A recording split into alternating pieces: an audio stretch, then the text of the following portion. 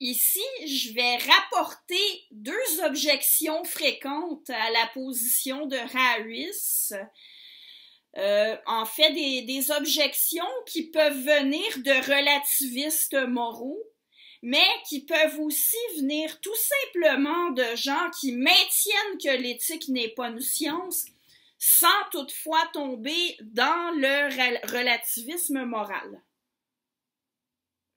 Alors, premièrement, on part de la prémisse que la science est censée pouvoir rallier tout le monde, puisqu'elle est objective, et on fait remarquer qu'aucun point de vue en éthique n'arrive à rallier tout le monde.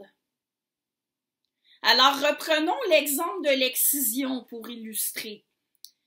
C'est juste et objectif de dire que l'excision n'a aucun effet bénéfique sur la fertilité des femmes et de dire que ça les fait souffrir.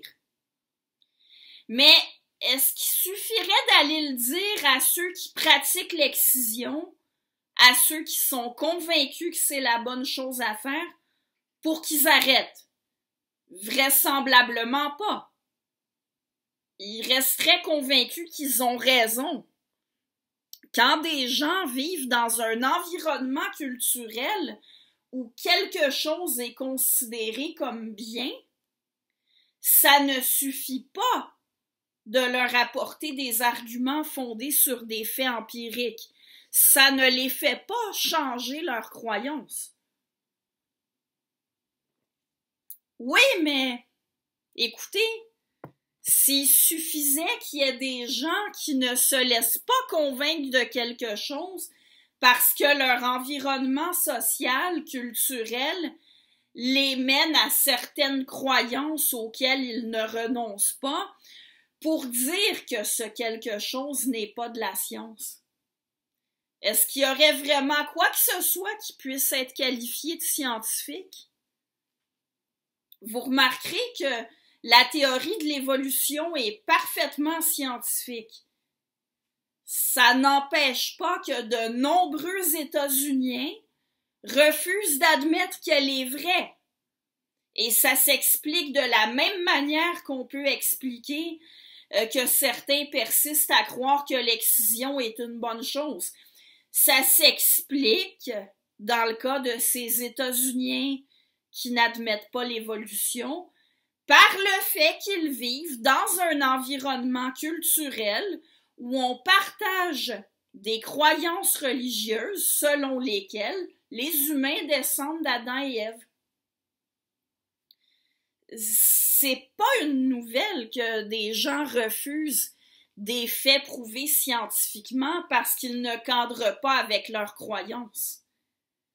J'en profite d'ailleurs pour mentionner à nouveau la comparaison avec la médecine. Quand il est question de guérir des maladies, vous savez comme moi qu'il existe toutes sortes de croyances mal fondées. Des gens croient à des remèdes qui n'ont jamais passé les tests nécessaires pour admettre qu'un remède fonctionne vraiment.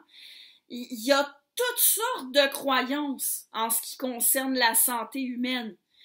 Et attention, hein, il ne faut surtout pas se croire trop fin et s'imaginer qu'on est à l'abri de ça. Personne n'est à l'abri de se tromper, de se faire tromper par ce qu'il entend, sans assez de remise en question.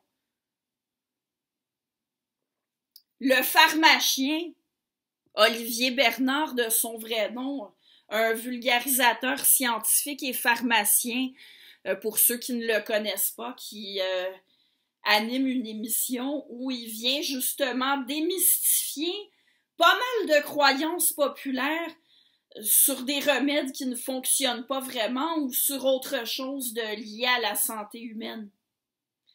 Ben, vous savez, parmi les reproches qui lui ont été faits, on retrouve le même genre de reproches qu'on fait à ceux qui affirment que certaines normes morales sont meilleures que d'autres.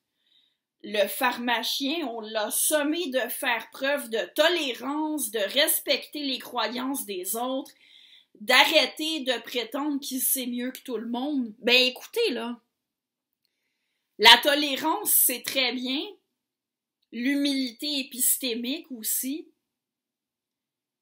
Respecter les croyances des gens, ça sonne bien.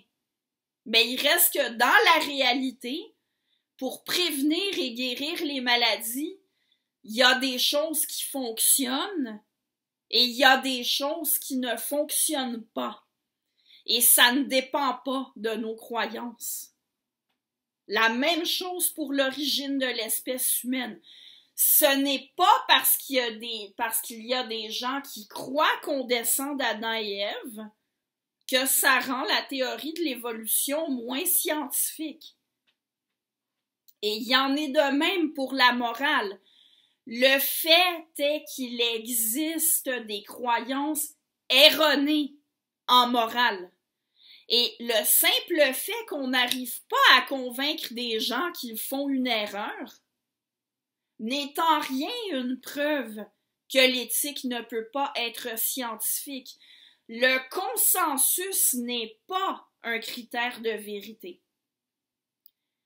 Deuxième objection fréquente à laquelle Harris répond, on fait valoir qu'il n'y a pas un système de valeurs qui est meilleur que tous les autres. En effet, si on regarde différentes cultures, on va probablement plutôt remarquer qu'elles ont toutes des bons côtés et des mauvais côtés. Même pour une question éthique précise, il peut y avoir plusieurs réponses défendables. Il faut ajouter que selon l'endroit et selon l'époque, bref, selon le contexte, les mêmes normes ne peuvent pas toujours s'appliquer de façon identique. Alors à ça, Harris ne s'oppose pas. Et d'ailleurs, il n'a jamais affirmé qu'il existait une culture qui a trouvé la bonne réponse à toutes les questions éthiques et qui devrait être imitée par toutes les autres. Non, ce qu'il dit, c'est qu'il existe des réponses meilleures que d'autres à des questions morales et qu'il est possible que dans une culture donnée, on ait des fausses croyances par rapport à certaines questions morales. Mais dans chaque culture, on peut avoir raison sur certains points et tort sur d'autres. Il n'y a pas une hiérarchie des cultures et Harris ne cherche pas à en établir une non plus. Non, il pose qu'il existe des réponses dont la véracité transcende les cultures et que ces réponses, on devrait les chercher pour le bien de tous. Et oui, il peut y avoir plusieurs positions défendables sur une même question, mais il y a une grande différence entre admettre qu'il existe plusieurs positions défendables et dire que n'importe quelle position est défendable parce que tout dépend de la subjectivité de chacun. Si on pose une question liée à la santé, pour faire à nouveau la comparaison, on peut remarquer que tout ce qu'on dit à propos des règles morales peut être dit aussi à propos des règles pour se maintenir en bonne santé. Par exemple, comment est-ce qu'il faut se nourrir pour être en bonne santé? C'est clair qu'il n'y a pas une diète qui est la seule bonne. Il y a différentes façons de se nourrir qui permettent d'être en bonne santé. Et en plus, la même diète n'est pas forcément bonne dans toutes les circonstances. Selon votre âge, votre sexe, votre mode de vie, les règles à appliquer ne seront pas les mêmes. Mais vous remarquerez que ce n'est pas selon votre subjectivité, ni selon des choix que vous faites de façon arbitraire que la bonne façon de vous nourrir varie. Non, c'est en fonction de circonstances objectives. dont vous prenez connaissance de façon empirique et dont vous devez tenir compte. Et peu importe vos caractéristiques, peu importe le contexte dans lequel vous vivez, de toute façon, il y a plus qu'une bonne façon de vous nourrir. Par contre, il y a quand même une différence entre une bonne diète et une mauvaise diète. Manger chez McDonald's à tous les repas, c'est une diète qu'on peut éliminer de la liste des diètes bonnes pour la santé. Et il en va de même pour les questions éthiques. La question de l'euthanasie, tiens, c'est une question délicate. Où est-ce qu'on doit mettre les limites? Quand est-ce qu'un médecin peut agir de façon à provoquer la mort d'un patient? Qui peut décider qu'on arrête de maintenir en vie quelqu'un qui est maintenu en vie par une machine? Et quand est-ce qu'on peut le décider? Est-ce qu'on peut provoquer la mort d'un patient qui n'est pas maintenu en vie par des soins médicaux?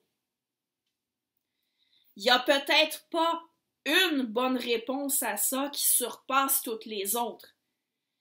Mais il y a quand même des réponses qu'on peut éliminer. Par exemple, on peut certainement s'entendre pour dire qu'il ne suffit pas qu'un patient, dans un moment de détresse, dise spontanément « Tuez-moi, j'en ai marre » pour qu'il soit légitime que le médecin le tue sur le champ. Alors, pour résumer, poser qu'il existe des réponses meilleures que d'autres aux questions éthiques et que c'est par la méthode empirique qu'on arrive à les connaître de plus en plus, ce n'est pas prétendre qu'on peut rallier tout le monde aussi longtemps qu'on sait que les humains peuvent tenir à des croyances, même si les indices empiriques et les raisonnements logiques montrent sans aucun doute qu'elles sont fausses. Et ce n'est pas non plus prétendre que les bonnes choses à faire ne dépendent pas des circonstances. Mais vous remarquerez que les circonstances, ce sont des éléments objectifs dont on prend connaissance de façon empirique. Dire que la bonne réponse à une question dépend des circonstances, ça ne revient pas à dire que la bonne réponse ne peut pas être trouvée en utilisant la science.